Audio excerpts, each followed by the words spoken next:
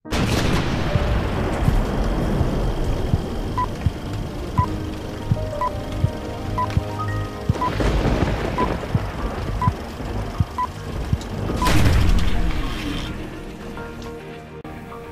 media pembelajaran hasil dari kelompok 1. Selamat menyaksikan. Kelompok 1 beranggotakan Ahmad Faisal Rifki, Aida Korida, dan Ainun Dwi Retnowati. Kompetensi dasar 3.1 mengemukakan tentang definisi administrasi keuangan. Tujuan pembelajaran 1. Agar siswa mampu memahami definisi tentang administrasi keuangan menurut para ahli. 2. Agar siswa mampu mengerti ciri-ciri administrasi. 3. Menerapkan salah satu contoh pengguna administrasi keuangan.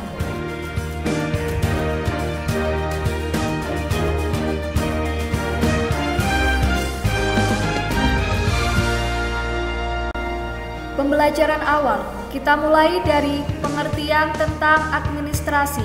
Yang pertama, administrasi dalam arti sempit, yaitu kegiatan meliputi catat-mencatat, surat-menyurat, pembukaan ringan, ketik-mengketik, agenda, dan sebagainya yang bersifat teknis ketatausahaan.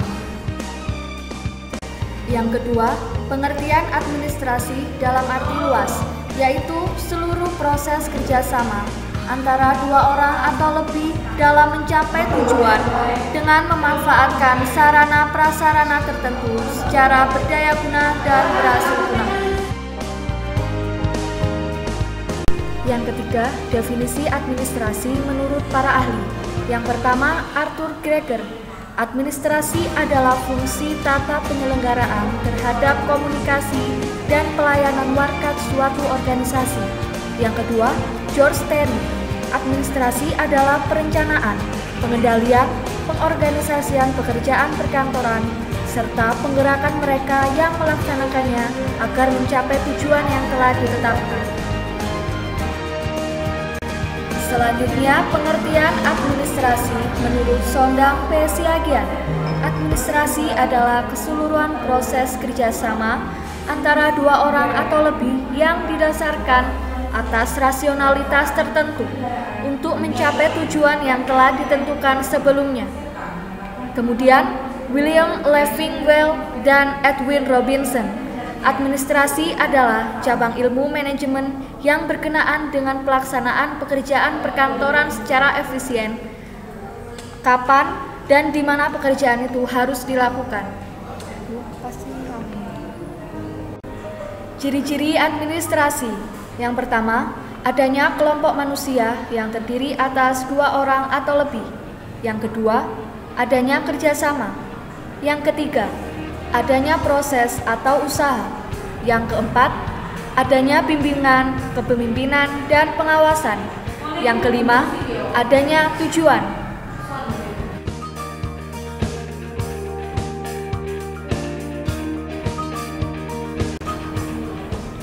Selanjutnya tentang pengertian keuangan. Keuangan adalah mempelajari bagaimana individu, bisnis, dan organisasi meningkatkan, mengalokasikan, dan menggunakan sumber daya moneter sejalan dengan waktu dan juga menghitung risiko dalam menjalankan proyek mereka.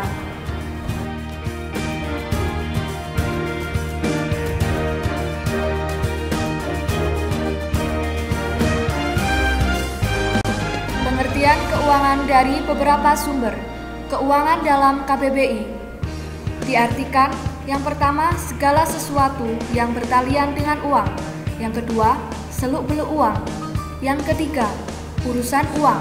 Yang keempat, keadaan uang.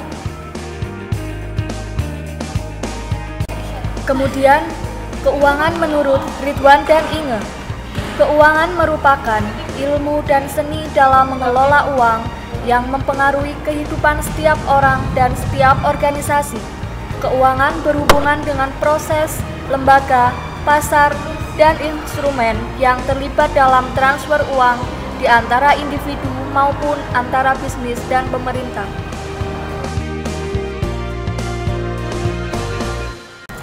Selanjutnya, pengertian administrasi keuangan.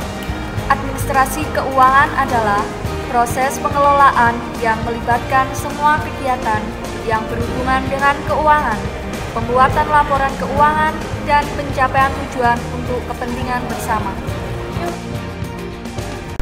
Ruang lingkup administrasi keuangan. Administrasi keuangan negara merupakan seluruh penerimaan dan pengeluaran, baik yang menyangkut pemerintah pusat, pemerintah daerah, BUMN, BUMD, maupun institusi yang menggunakan modal atau kelonggaran dari negara atau masyarakat. Kemudian, administrasi keuangan negara merupakan kekayaan negara berupa harta berbentuk uang, hak-hak negara seperti hak menagih atas kontrak pertambangan, hak penangkapan ikan, hak penguasaan hutan, kewajiban-kewajiban atau utang-utang negara seperti dana pensiun, asuransi kesehatan, jaminan sosial tenaga kerja, kekayaan bersih negara, dan kekayaan alam. Ruang lingkup yang selanjutnya yaitu administrasi keuangan negara merupakan kebijaksanaan anggaran, fiskal, moneter, beserta akibatnya di bidang ekonomi. Selanjutnya, administrasi keuangan negara mencakup keuangan lainnya yang dikelola pemerintah pusat dan daerah, dan badan-badan yang menjalankan kepentingan negara atas uang yang dimiliki negara, maupun uang ataupun dana yang dimiliki masyarakat.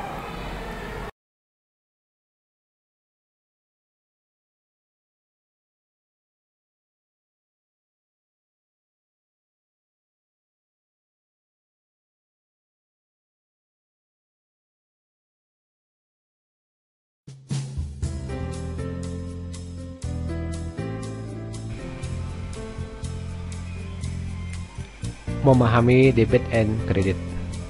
Yang pertama di sini adalah aktiva. Di sini ada posisi debit dan posisi kredit. Kalau bertambah itu selalu di posisi debit. Kalau berkurang selalu di posisi kredit. Kemudian yang kedua hutang. Kalau bertambah itu selalu pada posisi kredit. Kalau berkurang selalu pada posisi debit. Modal kalau bertambah selalu pada posisi kredit, kalau berkurang selalu pada posisi debit. Kemudian penjualan kalau bertambah selalu pada posisi kredit ya, kalau berkurang selalu pada posisi debit. Kemudian harga pokok penjualan kalau bertambah selalu pada posisi debit, kalau berkurang selalu pada posisi kredit. Biaya kalau bertambah selalu pada posisi debit dan berkurang selalu pada posisi kredit. Keenam komponen ini adalah merupakan kunci untuk memahami debit and credit.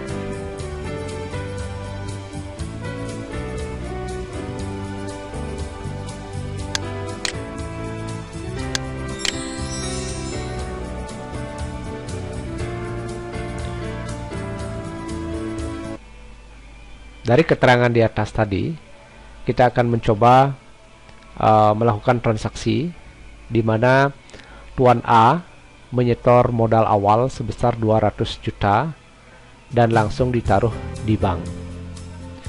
Jurnalnya adalah di mana bank bertambah sebesar 200 juta, kemudian modal juga bertambah sebesar 200 juta. Bank itu adalah bagian dari aktiva, itu bertambah selalu di posisi debit ya. Kemudian modal ya, itu bertambah selalu di posisi kredit.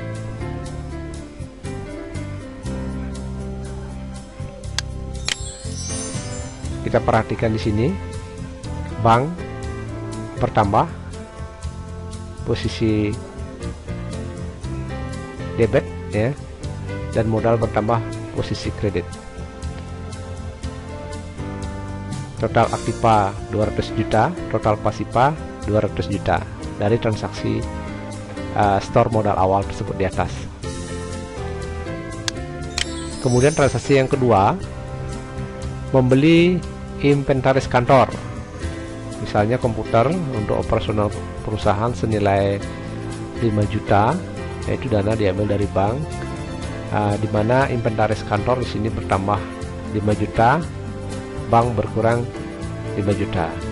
Ini semuanya aktiva ya. Kalau bertambah itu inventaris kantornya posisinya di sebelah debit, kalau berkurang di sebelah kredit. Kita lihat posisi laporan keuangan, yaitu dimana yang bank tadinya adalah 200 juta, kemudian berkurang banknya menjadi aktiva tetap ya. Nah, itu dengan pembelian komputer tadi, ini inventaris kantor akan bertambah. Total aktiva masih sama, total pasiva masih sama. Kemudian transaksi yang ketiga, di mana menyewa tempat usaha sebesar 20 juta untuk 2 tahun. Nah, dan nanti diambil dari bank, yaitu sewa dibayar di muka 20 juta pada bank ya, bank berkurang 20 juta. Itu aktiva bertambah, aktiva berkurang. Kita lihat posisi neraca, di mana posisi bank itu berkurang dari 195 juta menjadi 175 juta, dan pembayaran di muka bertambah menjadi 20 juta ya. Sedangkan posisi aktiva sama pasiva masih sama.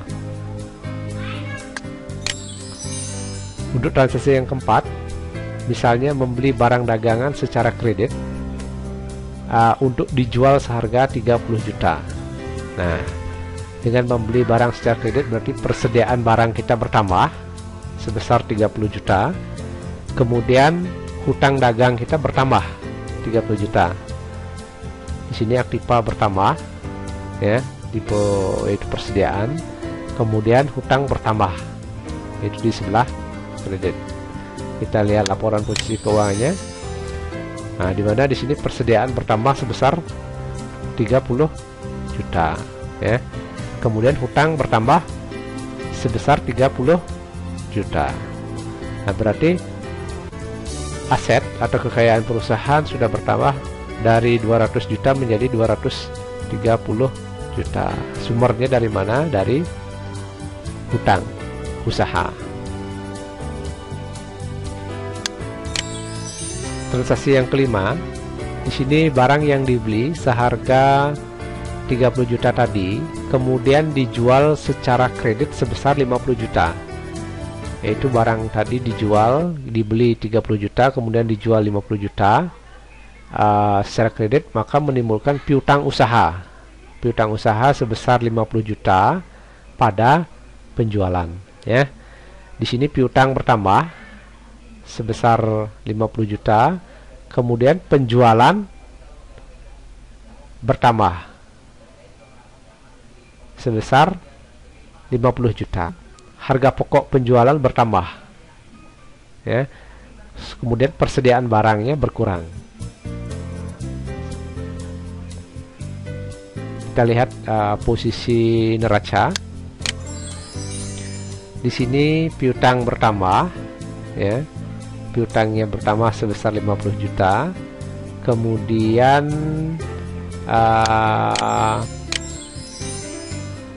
penjualan bertambah 50 juta.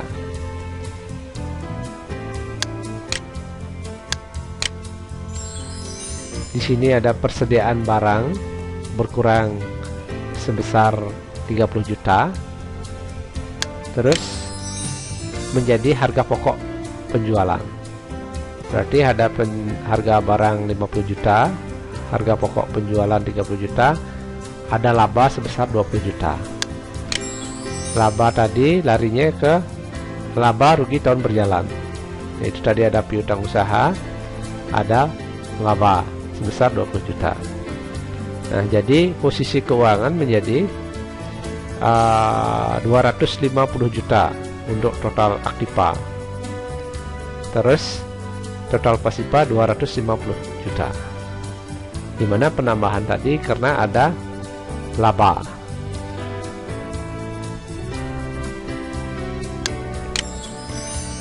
Nah, untuk transaksi yang keenam, di sini biaya gaji untuk bulan ini sebesar 5 juta misalnya. Nah, jurnalnya biaya gaji bertambah, bank berkurang. Berarti biaya bertambah, posisi sebelah debit, sedangkan bank berkurang posisi sebelah kredit. Ini ada biaya gaji sebesar 5 juta ya. Berarti pengurangan dari laba tadi, sehingga labanya sebelum pajak menjadi 15 juta. Laba ini akan lari ke laba ditahan.